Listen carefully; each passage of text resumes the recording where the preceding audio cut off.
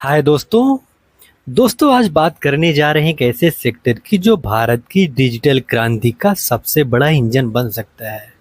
और दोस्तों हम आज बात करने वाले हैं डेटा सेंटर सेक्टर के बारे में। बिकॉज दोस्तों जो ये सेक्टर है ये काफ़ी एक्सप्लोसिव ग्रोथ दिखाता हुआ नज़र आ रहा है। और दोस्तों इस सेक्टर का जो फ्यूचर है वो काफ़ी ब्राइट नज़र आता है। और आने वाले दोस्तों 5 सालों में 10 सालों की बात नहीं कर रहा हूँ, ये सेक्टर आने वाले 15-20 सालों तक के लिए काफ़ी विशाल सेक्टर नज़र आता है। काफ़ी पोटेंशियल दोस्तों इस सेक्टर में नज़र आता है। आपको ये चीज़ जानना होगा। और दोस्तों आप कुछ भी काम करते हो, आप जैसे मान लीजिए आप व्हाट्सअप करते हो, आप किसी को जीपे करते हो, आप कुछ भी वेबसाइट ओपन करते हो, आप यूट्यूब का वीडियो देखते हो, आप ईमेल भेजते हो, आप दोस्तों कुछ भी करते हो, वो डेटा कहीं ना कहीं जाकर किसी डेटा सेंटर में स्टोर होता है। तो दोस्तों आपको ये चीज जानना होगा कि ये चीज बंद होने वाला नहीं है। और दोस्तों डेटा सेंटर असल में एक सुपर सिक्योर हाईटेक बिल्डिंग होती है। और दोस्तों जहां सैकड़ों हजारों सर्वर लगातार चलते रहते हैं, यही सर्वर दोस्तों हमारे हर digital data, video transaction, email, photos, cloud file को स्टोर और मैनेज करते हैं। तो आपको ये चीज़ जानना होगा कि दोस्तों ये बाहर से देखने में आपको एक बिल्डिंग लग सकती है, लेकिन दोस्तों इसके अंदर कई सारे सेक्टर इन्वॉल्व रहते हैं। आपको ये चीज़ बिल्कुल जानना होगा। वहीं पर दोस्तों ये जो सेक्टर है ये किस लेवल का ग्रोथ दिखाता हुआ नज़र आ रहा है, अगर इसको देखेंगे तो दोस्तों काफ़ी चौंकाता है। बिकॉज आपका जो आंखें हैं वो दोस्तों फटी की फटी रह सकती है। आप देखेंगे 2023 तक इस सेक्टर का जो ग्रोथ था वो दोस्तों 900 मेगावाट के आसपास था।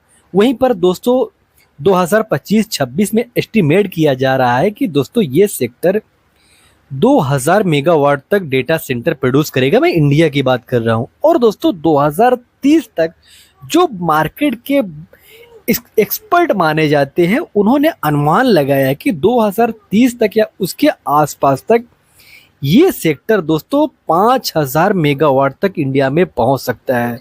और दोस्तों ये जो 5000 है ये इस पर भी रुकने का रुकना काफ़ी मुश्किल है। इसके पीछे का दोस्तों रीज़न ये है कि दोस्तों लगातार इसकी डिमांड बनी रह सकती है। अगर डिमांड बनी रह सकती है तो फ्यूचर में ये सेक्टर और भी बड़ा ग्रोथ करता हुआ नज़र आ सकता है। और दोस्तों यही रीज़न है कि डेटा सेंटर की जो कंपनियां हैं उनमें आज के दौर में आग लगी हुई है। यही रीज़न है कि दोस्तों जो ये सेक्टर है ये मल्टी डिकेड सेक्टर नज़र आता है। और दोस्तों ये जो सेक्टर है डेटा सेंटर, इसका जो दोस्तों आप देखेंगे, अगर इस सेक्टर की कंपनी पर रिसर्च करना चाहेंगे तो इसके आसपास और भी कई कंपनियां हैं और भी कुछ सेक्टर हैं जिन पर आपको नज़र रखने की ज़रूरत है, जैसे पावर वाली कंपनीज। बिकॉज दोस्तों जो डेटा सेंटर है वहाँ पर जो सर्वर लगे रहते हैं, जो कंप्यूटर्स लगे रहते हैं, जो इलेक्ट्रॉनिक इक्विपमेंट लगे रहते हैं, उसको दोस्तों 24/7 पावर चाहिए। और दोस्तों यहाँ का जो पावर चाहिए, आपको ये जानकर हैरानी होगी, इतना पावर कंज्यूम यहाँ पर होता है। जितना एक सिटी में पावर कंज्यूम होता है उतना दोस्तों एक डेटा सेंटर में पावर कंज्यूम हो सकता है। तो आपको ये चीज़ जानना होगा कि डेटा सेंटर की वजह से पावर वाली कंपनियों को भी काफ़ी बड़ा फायदा मिलता हुआ नज़र आ सकता है। वहीं पर दोस्तों टेलीकॉम जो कंपनीज है उनको भी फायदा मिलता हुआ नज़र आ सकता है। बिकॉज दोस्तों जो डेटा सेंटर है उसको हाई स्पीड इंटरनेट चाहिए और सीमलेस कनेक्टिविटी चाहिए। तो इसकी वजह से दोस्तों जो इंटरनेट वाली कंपनियां हैं, जो टेलीकॉम कंपनियां हैं, उनको भी फायदा मिलता हुआ नज़र आ सकता है। वहीं पर दोस्तों जो कूलिंग वाली कंपनियां हैं, जो बैटरी बैकअप वाली कंपनियां हैं, उनको भी फायदा मिलता हुआ नजर आ सकता है। और उसके पीछे का दोस्तों रीजन ये है कि एक डेटा सेंटर है, उसको दोस्तों वहां पर जो गर्मी होती है वो काफी ज्यादा होती है। बिकॉज दोस्तों जो ये सर्वर्स होते हैं, जो डेटा सेंटर में लगी हुई जो और भी मशीनरी है, उनमें दोस्तों कूलिंग बहुत ज़रूरत कूलिंग की बहुत ज़्यादा ज़रूरत पड़ती है। वहाँ पर ज़रा सी भी गर्मी वो जो सर्वर्स लगे होते हैं वो बर्दाश्त नहीं कर सकते हैं। इसलिए दोस्तों यहाँ पर एसीज लगे होते हैं। उनका दोस्तों एसीज अगर बंद हो गई तो यहाँ का जो डेटा सेंटर है वो भी बंद हो सकते हैं। इसलिए दोस्तों डेटा सेंटर की वजह से एसी वाली जो कंपनियां हैं उनको भी फायदा मिलता हुआ नजर आ सकता है। जो यूपीएस वाली कंपनी है, जो बैटरी वाली कंपनी है, उनको भी फायदा मिलता हुआ नजर आ सकता है। बिकॉज दोस्तों अगर लाइट चली गई या लाइट चली गई तो इनके पास प्लान बी रहता है। मान लीजिए प्लान बी इनके पास ग्रीन एनर्जीज वाली कंपनियां हैं, अगर उसमें फेलियर होता है तो इनके पास जनरेटर भी रहते हैं। अगर उसमें भी कुछ प्रॉब्लम आता है तो दोस्तों इनके पास यूपीएस भी रहता है, यानी यूपीएस वाली जो बैटरीज होती है उस पर भी दोस्तों डेटा सेंटर रन करता है। और भी इक्विपमेंट मैन्युफैक्चरर वाली कंपनी छोटे मोटे हैं, उन पर भी दोस्तों आपको रिसर्च करनी चाहिए। बिकॉज दोस्तों जो डेटा सेंटर है ये अपने साथ पूरा इकोसिस्टम लेकर चलता है। ये चीज़ आपको बिल्कुल जानना चाहिए, ये चीज़ आपको समझना चाहिए कि दोस्तों ये इंडस्ट्री काफ़ी विशाल नज़र आती है। और ग्लोबल तौर पर आप देखेंगे दोस्तों तो गूगल हो गया, अमेजॉन हो गया, AWS हो गया, माइक्रोसॉफ्ट अजूरे हो गया, तो दोस्तों ये कंपनियां मार्केट की लीडर कंपनियां मानी जाती है। आपको ये चीज़ समझना होगा कि इंडिया में अभी ये स्तर छोटा है, लेकिन दोस्तों अमेरिका जैसे विकसित देशों में ये सेक्टर काफ़ी विशाल बनता हुआ नज़र आया है। और कोई इन्वेस्टर्स, ऐसे भी बहुत सारे इन्वेस्टर्स हैं, आप लोगों में से भी ऐसे कई से इन्वेस्टर्स होंगे जिनको म्यूचुअल फंड में निवेश करना रहता है, जिनको ETF में निवेश करना रहता है, जिनको ग्लोबल वाली कंपनियों जो ये डेटा सेंटर की ग्लोबल लेवल पर काम करती है उन कंपनियों में निवेश करना है। तो आपको दोस्तों कई सारे म्यूचुअल फंड हैं, उन पर आपको रिसर्च करनी चाहिए। कई सारे दोस्तों मार्केट में ETF है, उन पर आपको स्टडी करनी चाहिए। वहीं पर दोस्तों और भी आगे बढ़ेंगे, जानेंगे कि इंडिया में ये कौन कौन सी कंपनियां हैं जो डेटा सेंटर सेक्टर में काफ़ी तेज़ी से ग्रो करती हुई नज़र आ रही है। तो दोस्तों ऐसे ही आज 5 कंपनियों के बारे में डिस्कस करेंगे जिनका दोस्तों ग्रोथ इंडिया में काफ़ी ज़बरदस्त लेवल पर होता हुआ नज़र आ रहा है। काफ़ी दोस्तों एक्सप्लोसिव ग्रोथ होती हुई नज़र आ रही है इन कंपनियों में। और दोस्तों इन कंपनियों का मार्केट कैप भी छोटा है। तो ऐसे ही 5 कंपनियों के बारे में डिस्कस करेंगे। लेकिन दोस्तों वीडियो शुरू करने से पहले एक इम्पॉर्टेंट डिस्क्लेमर देना चाहेंगे। ये video just for study purpose के लिए है, इन्फॉर्मेशन पर्पज़ के लिए है। दोस्तों मेरे तरफ से कोई बाय का या सेल का कॉल नहीं है। सबसे पहले दोस्तों कंपनी को देखेंगे E2E नेटवर्क लिमिटेड। तो दोस्तों ये जो कंपनी है ये भी डेटा सेंटर में काफ़ी तेज़ी से ग्रो करती हुई दोस्तों कंपनी नज़र आती है। मार्केट कैप इस कंपनी का देखेंगे तो मार्केट कैप काफ़ी छोटा है, 6,275 करोड़ का मार्केट कैप है। वहीं पर दोस्तों इस कंपनी का वैल्यूएशन देखेंगे तो ये काफ़ी महंगा नज़र आएगा। तो आपको ये चीज़ जानना होगा कि दोस्तों इस सेक्टर में आज के दौर में जो कंपनियां काम करती हुई नज़र आ रही हैं, जो कंपनियां ग्रोथ वाली कंपनियां, जो कंपनियां छोटी है, इनका दोस्तों जो वैल्यूएशन है वो काफ़ी महंगा नज़र आता है। तो आपको ये चीज़ जानना होगा कि कंपनियां काफ़ी महंगी नज़र आती हैं। इस सेक्टर की जो कंपनियां हैं वो काफ़ी महंगी नज़र आती हैं। ग्रोथ देखेंगे तो कंपनी का दोस्तों ग्रोथ काफ़ी विजिबल नज़र आता है। लेकिन दोस्तों जो निवेशक है वो आज के दौर को नहीं देख रहे हैं। और वैसे भी दोस्तों जो स्मार्ट निवेशक होता है वो आगे का 10 साल का, 15 सालों का, 20 सालों का प्लान लेकर चलता है। और उसके प्लान पर कोई कंपनी फिट बैठती है तो वहाँ पर जो निवेशक होते हैं वो मतलब उसको भगा भी सकते हैं, भगाया भी जाता है। उसके पीछे का रीज़न यही होता है कि कैश का फ्लो बढ़ जाता है। और ऐसी कंपनियों में कैश का फ्लो बढ़ता है तो पी जो रहता है वो काफ़ी महंगा हो जाता है, जो कि डेटा सेंटर की अधिकतर कंपनियों में आज के दौर में देखने को मिलता हुआ नज़र आ रहा है।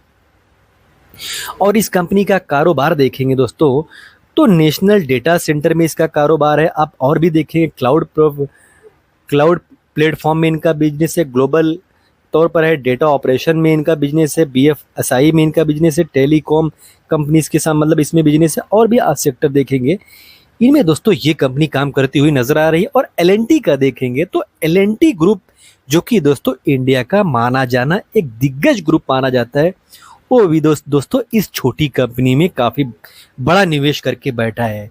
तो आपको इस कंपनी पर भी दोस्तों रिसर्च करनी चाहिए, इस कंपनी पर स्टडी करनी चाहिए। क्लाइंट की बात करेंगे इंडिया मार्ट, जोमेटो, गाड़ी और भी दोस्तों देखेंगे तो कई सारे जो दिग्गज है वो इसके क्लाइंट नज़र आते हैं। तो आपको दोस्तों इस कंपनी पर भी रिसर्च ज़रूर करनी चाहिए, इस कंपनी पर स्टडी ज़रूर करनी चाहिए। वहीं पर दोस्तों दूसरी कंपनी को देखेंगे जो इस सेक्टर में प्ले करती हुई नज़र आ रही है, छोटी कंपनी है, स्मॉल कैप टाइप की कंपनी है, तो वो दोस्तों ओरिएंट टेक्नोलॉजीज है। ये भी दोस्तों कंपनी काफ़ी इंटरेस्टिंग ढंग से काम करती हुई नजर आ रही है। मार्केट कैप आप देखते हो तो मार्केट कैप 1882 करोड़ का है, और इस कंपनी का पीई देखोगे तो पीई दोस्तों इस कंपनी का काफ़ी रीजनेबल नज़र आएगा। टॉप से देखोगे तो टॉप से काफ़ी हैवी करेक्शन में भी नज़र आएगा। तो दोस्तों ये भी कंपनी काफ़ी इंटरेस्टिंग नज़र आती है। उसके पीछे का दोस्तों ये रीज़न है कि अभी तक दोस्तों इस कंपनी का जो ग्रोथ हुआ है वो बहुत ज़्यादा रैपिडली ग्रोथ नहीं हुआ है। इसकी वजह से इसका जो पी है वो काफ़ी रीजनेबल नज़र आता है। और कंपनी का बिजनेस दोस्तों देखेंगे तो आज के दौर से नहीं दोस्तों, 25 साल प्लस इनका मतलब एक्सपीरियंस है इस फील्ड में। और देखेंगे 1500 प्लस प्रोफेशनल्स है इस कंपनी में, 1500 प्लस प्रोफेशनल है। और ये ऑफिसेज देखेंगे इंडिया के 10 सिटीज़ में फैली हुई है। वहीं पर यूएई और सिंगापुर में भी दोस्तों इनके ऑफिसेज है। तो दोस्तों ये भी कंपनी इंटरेस्टिंग है, और जिस तरीके से ग्रो करती हुई दोस्तों ये कंपनी नज़र आती है, तो आपको यहाँ पर भी रिसर्च करने की ज़रूरत है।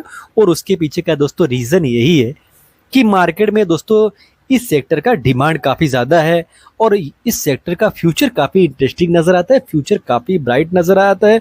और दोस्तों लॉजिकली भी है, बिकॉज जो डेटा का कंज्यूम है वो बहुत ही बड़े स्तर पर होता हुआ नज़र आ रहा है। और दोस्तों जैसे जैसे इंडिया में पॉपुलेशन बढ़ता हुआ नज़र आएगा, तो ये जो डेटा है इसका कंजप्शन भी दोस्तों बढ़ता हुआ नज़र आ सकता है। तो आपको आज के दौर में इस कंपनी पर रिसर्च करने की ज़रूरत है। वहीं पर दोस्तों टेली एक और इंटरेस्टिंग कंपनी की बात करेंगे, अनंत राज लिमिटेड। तो दोस्तों ये भी एक इंटरेस्टिंग कंपनी है, और इस कंपनी की कुछ खास बातें हैं दोस्तों। और उस बात को बताने से पहले ये चीज़ देखेंगे कि इसका मार्केट कैप क्या है। तो दोस्तों कंपनी का मार्केट कैप 22,000 करोड़ के आसपास का है, और ये कंपनी 48 के पी के आसपास काम करती हुई नजर आ रही है। और टॉप से करेक्शन देखेंगे तो दोस्तों काफ़ी सिग्निफिकेंट दोस्तों करेक्शन भी इस कंपनी ने भी दिखाया है। तो दोस्तों इस कंपनी पर भी रिसर्च करने की ज़रूरत है, स्टडी करने की ज़रूरत है। अगर आप इस कंपनी का नेट प्रॉफिट में ग्रोथ देखेंगे तो दोस्तों ग्रोथ में कोई रुकावट देखने को नहीं मिल रही है। ज़बरदस्त ढंग से दोस्तों ईयर बाय ईयर ये कंपनी ग्रो करती हुई नज़र आ रही है। और दोस्तों ये जो कंपनी है इन्होंने अपने पूरे बिजनेस को काफ़ी बड़ा मतलब बदलाव किया है। इनका पहले जो बिजनेस हुआ करता था दोस्तों वो रियल एस्टेट में बिजनेस हुआ करता था, लेकिन दोस्तों अभी इन्होंने अपना जो पोजीशन है उसको डेटा सेंटर में बढ़ाया है। और दोस्तों जिसका असर इनका जो बैलेंस शीट है उसमें देखने को मिलता है। तो दोस्तों ये भी कंपनी काफ़ी इंटरेस्टिंग मानी जाती है, और काफ़ी इंटरेस्टिंग ढंग से काम मतलब करती हुई नज़र आ रही है, और काफ़ी बेहतरीन ढंग से दोस्तों ये कंपनी ग्रो करती हुई नज़र आ रही है। तो आपको इस कंपनी पर भी रिसर्च ज़रूर करनी चाहिए, इस कंपनी पर स्टडी ज़रूर करनी चाहिए, बिकॉज जो ये कंपनी है वो बड़े स्तर पर डेटा सेंटर में अपना कारोबार करती हुई नज़र आ रही है। आप देखेंगे तो स्टोरेज में इनका कारोबार है, बैकअप एंड डीआर में इनका काम है, network and security, content service. तो दोस्तों कई सारे सेक्टर है जिसमें ये कंपनी काम करती हुई नज़र आती है। तो आपको इस कंपनी पर भी रिसर्च करने की ज़रूरत है। दोस्तों पहले ये कंपनी दिल्ली एनसीआर की तरफ फैली हुई थी। मोस्टली इनका जो बिजनेस हुआ करता था वो दोस्तों रियल इस्टेट से संबंधित था, जैसे कोई बिल्डिंग बनाना इनका बिजनेस हुआ करता था। लेकिन दोस्तों आज के दौर में ये कई सारे आईटी पार्क भी बनाते हुए नज़र आ रहे हैं। तो इस कंपनी पर आपको रिसर्च करने की ज़रूरत है, बिकॉज इंटरेस्टिंग दोस्तों ये कंपनी नज़र आती है। आप देखेंगे इस कंपनी को तो इस कंपनी का जो क्लाइंट है आप देखेंगे शेंड्रल इलेक्ट्रिक, सिस्को इसका क्लाइंट है, मित्सुबिशी ये भी इनका क्लाइंट है। तो दोस्तों कई बड़े दिग्गज जो है वो इस कंपनी के क्लाइंट नज़र आते हैं। वहीं पर दोस्तों एक चीज़ और आपको जानना चाहिए, इंडिया में अगर कोई बड़े स्तर पर इस सेक्टर में मतलब काम करती हुई नज़र आ रही है, जो मतलब गवर्नमेंट के साथ में काम करती हुई नज़र आ रही है, तो दोस्तों वो कंपनी नेटवेब टेक्नोलॉजीज है। और दोस्तों ये कंपनी जिस तरीके से इंडिया में ग्रो करती हुई नज़र आ रही है वो दोस्तों इस कंपनी को काफ़ी यूनिक, काफ़ी इंटरेस्टिंग बनाता है। लेकिन दोस्तों मेरी तरफ से कोई रिकमेंड नहीं है कि इस कंपनी में आप निवेश करें, बिकॉज दोस्तों कंपनियां रिस्की है। लेकिन दोस्तों आपको रिसर्च ज़रूर करनी चाहिए। इंडियन गवर्नमेंट के साथ दोस्तों ये कंपनी मिलकर काम करती हुई नज़र आ रही है, और इंडियन गवर्नमेंट भी अपना जो डेटा सेंटर है उसको दोस्तों इंडिया में स्टोर करना चाहता है। और कई सारे मतलब आप देखेंगे जो बड़े बड़े लेवल पर मतलब इंडिया में काम होता हुआ नज़र आ रहा है, उसमें दोस्तों नेटवर्क टेक्नोलॉजीज डायरेक्ट इन्वॉल्व होती हुई नज़र आई है। तो आपको ये चीज़ जानना होगा कि गवर्नमेंट के साथ दोस्तों ये कंपनी फुल्ली मतलब उनके साथ मिलकर काम करती हुई नज़र आ रही है, और काफ़ी बड़ा इस कंपनी का फ्यूचर नज़र आता है, काफ़ी ब्राइट इस कंपनी का फ्यूचर नज़र आता है। और एक्सप्लोसिव दोस्तों ये कंपनी फ्यूचर में ग्रोथ अपना जो चल रहा है इनका ग्रोथ, ये दोस्तों जारी रह सकता है। बिकॉज इसके पीछे का रीज़न है, ये कंपनी डेटा सेंटर में तो काम करती है, उसके साथ में दोस्तों ये कंपनी सुपर जो सर्वर्स होते हैं उसमें भी काम करती हुई नज़र आती है। एआई में देखेंगे तो इंडिया में एआई में भी ये कंपनी जिस तरीके से अपना प्रोग्रेस जारी रखी हुई है, लगातार अपना प्रोग्रेस करती हुई नज़र आ रही है। यानी कि data centre, super computer, AI, ये इन सारे फ्यूचरिस्टिक सेगमेंट में इन्वॉल्व है। और पी देखेंगे तो दोस्तों इस कंपनी का जो प्रीमियम मतलब जो पी है वो काफ़ी प्रीमियम मिला हुआ है। तो आपको ये चीज़ जानना होगा कि इस कंपनी का भी वैल्यूएशन काफ़ी महंगा है। तो दोस्तों इस कंपनी पर भी आपको रिसर्च करने की ज़रूरत है। और इस कंपनी का दोस्तों नेट प्रॉफिट में ग्रोथ देखेंगे तो नेट प्रॉफिट का जो ग्रोथ है वो काफ़ी दोस्तों एक्सप्लोसिव दिखता हुआ नजर आ रहा है। और दोस्तों अनुमान लगाया जा रहा है, जो मार्केट के एक्सपर्ट है वो ये मतलब प्रोजेक्ट कर रहे हैं कि आने वाले समय में ये कंपनी इंडिया में काफ़ी बड़ा योगदान मतलब ये जो डेटा सेंटर, सुपर कंप्यूटर और एआई का सेक्टर है उसमें ये कंपनी इंडिया के ग्रो करने में काफ़ी योगदान दे सकती है। तो आपको इस कंपनी पर गहरी रिसर्च करने की ज़रूरत है, आपको इस कंपनी पर डीपली स्टडी करने की ज़रूरत है। तो दोस्तों आप देखेंगे ये कंपनी हाई परफॉर्मेंस कंप्यूटिंग में काम करती हुई नज़र आती है। आप देखेंगे प्राइवेट क्लाउड मतलब क्लाउड एंड और भी जो क्लाउड वाली फैसिलिटीज़ होती है वो ये कंपनी प्रोवाइड करती है। AI system, high performance HPC, data centre, servers. तो दोस्तों इस कंपनी पर भी आपको रिसर्च करनी चाहिए। ये कंपनी एचएएल के साथ मिलकर काम कर रही है, इसरो के साथ मिलकर दोस्तों ये कंपनी काम कर रही है। और भी जैसे देखेंगे जोहो, इन्फोसिस, नायशा, योटा, टीसीएस, एचसीएल, नोकिया। तो आप दोस्तों अगर देखेंगे तो वर्ल्ड के या इंडिया के जो दिग्गज कंपनियां हैं उनके लिए दोस्तों ये कंपनी काम करती हुई नज़र आती है। वहीं पर दोस्तों अगली कंपनी को देखेंगे तो दोस्तों इस कंपनी का नाम ओरियन प्रो सोल्यूशन है। ये भी दोस्तों डेटा सेंटर में काम करती हुई नज़र आती है। मार्केट कैप देखेंगे तो मार्केट कैप छोटा नज़र आएगा। इस कंपनी का पी देखेंगे तो रीजनेबल नज़र आएगा। टॉप से देखेंगे तो कंपनी ने टॉप से काफ़ी बड़ा करेक्शन भी दिखाया है। वहीं पर दोस्तों इस कंपनी का ग्रोथ देखेंगे तो ये भी कंपनी दोस्तों अपने आप को ग्रो करती हुई नज़र आई है। आप देखेंगे ओरियन प्रो को तो ये भी कंपनी दोस्तों डेटा सेंटर में काम करती हुई नज़र आती है। तो आपको इस कंपनी पर भी रिसर्च करनी चाहिए, इस कंपनी पर भी स्टडी करनी चाहिए। आप दोस्तों जैसे मेट्रो में जाते हो या कई सारे ऐसी जगहों पर जाते हो जहां पर ऐसे आप डिवाइसेस आपको देखेंगे जो एक्सेस ऑटोमेटिक जो गेट्स होते हैं वो ओपन होते हैं, वो दोस्तों इंडिया में ये कंपनी हैंडल करती हुई नज़र आ रही है और बड़े लेवल पर ये कंपनी हैंडल करती है। तो इसका भी बिजनेस दोस्तों काफ़ी फ्यूचरिस्टिक है, काफ़ी इंटरेस्टिंग है। तो आपको इस कंपनी पर भी रिसर्च करने की ज़रूरत है। तो दोस्तों ये कंपनियां काफ़ी इंटरेस्टिंग कंपनियां हैं, लेकिन दोस्तों इन कंपनियों में रिस्क भी काफ़ी बड़ा नज़र आता है। और दोस्तों भारत की जो डिजिटल इकोनॉमी है जितनी तेज़ी से बढ़ रही है, डेटा सेंटर भी दोस्तों उतना ही तेज़ी से डिजिटल इंडिया का इंजन बन रहा है। यह सिर्फ दोस्तों सर्वर ही नहीं बल्कि एआई, क्लाउड, साइबर सिक्योरिटी और पावर सेक्टर की जो कहानी है ये आने वाले 10 सालों में 20 सालों में बनी रह सकती है।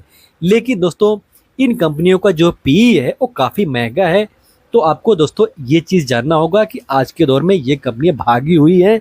आपको इन कंपनियों पर रिसर्च ज़रूर करनी चाहिए, स्टडी ज़रूर करनी चाहिए। करेक्शन होता है तो आपको अपने फाइनेंशियल एडवाइजर से डिस्कस ज़रूर करना चाहिए। और दोस्तों एक डिस्क्लेमर देना चाहेंगे, I am not CIBIL advisor. कुछ भी बाय और सेल करते हो उससे पहले अपने फाइनेंशियल एडवाइजर से बात कीजिए, डिस्कस कीजिए, उसके बाद ही दोस्तों कोई बाय और सेल का कॉल लीजिए। दोस्तों आपको वीडियो इन्फॉर्मेटिव लगी हो तो वीडियो को लाइक कमेंट शेयर करें, और चैनल को सब्सक्राइब ना किया हो तो दोस्तों सब्सक्राइब भी जरूर कर लीजिए। मिलते हैं दोस्तों किसी नए वीडियो में एक नए टॉपिक के साथ। तब तक के लिए दोस्तों हैप्पी इन्वेस्टिंग।